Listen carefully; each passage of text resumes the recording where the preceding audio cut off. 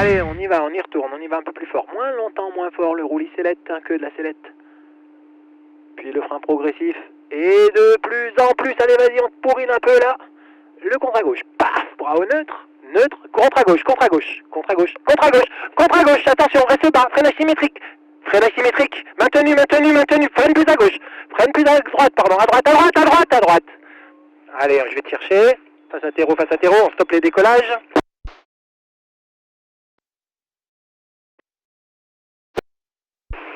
Et ouais.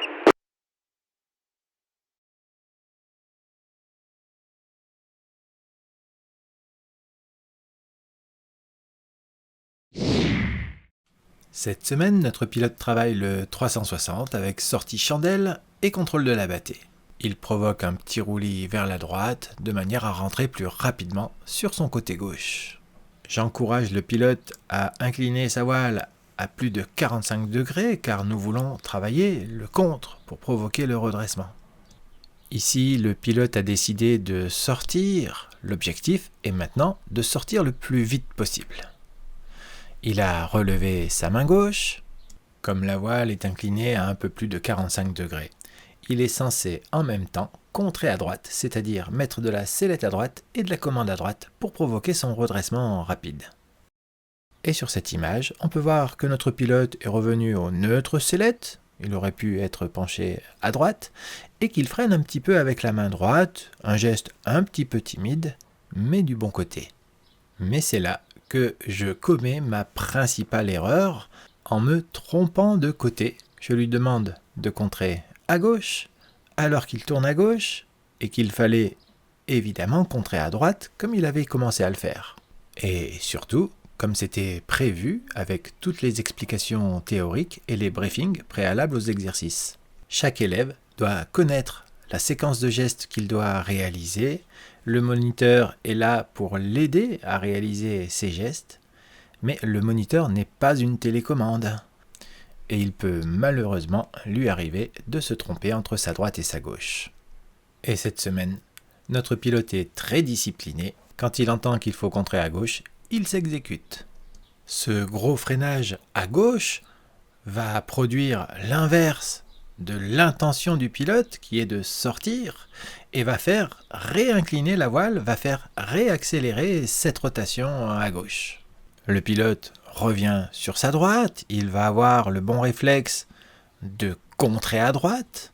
Ce freinage à droite provoque une fermeture, qu'on appelle une fermeture par réaction au freinage, ce qui est assez classique dans les rotations engagées. Mais c'est bien ce qu'il faut faire pour sortir de cette rotation à gauche.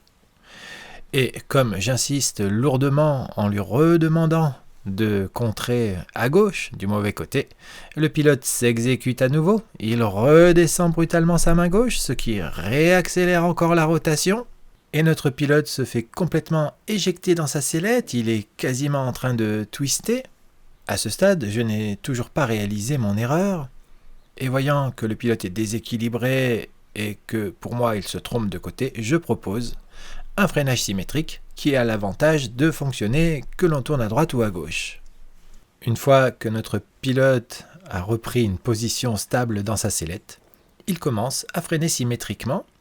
Ce freinage fonctionne bien puisque la voile redresse progressivement. Et à ce stade, j'aurais dû simplement demander au pilote de relever complètement ses mains bras hauts, de se tenir à ses élévateurs et de ne rien faire, de laisser le mouvement naturel de sortie de 3-6 s'effectuer. Cette sortie n'aurait pas été problématique. Au lieu de ça, je demande au pilote de freiner un petit peu plus avec sa main gauche, et c'est alors que je réalise mon erreur. Je demande donc au pilote de freiner finalement un petit peu plus à droite. Notre pilote, très obéissant, s'exécute immédiatement et la voile ressort très rapidement de la rotation avec une chandelle. Il n'y a plus qu'à contrôler la prochaine abattée, laisser la voile reprendre sa vitesse, freiner, relâcher, une tempo parfaitement bien exécutée. Mais il est hélas trop tard, nous avons consommé trop de hauteur et la baignade est désormais inévitable.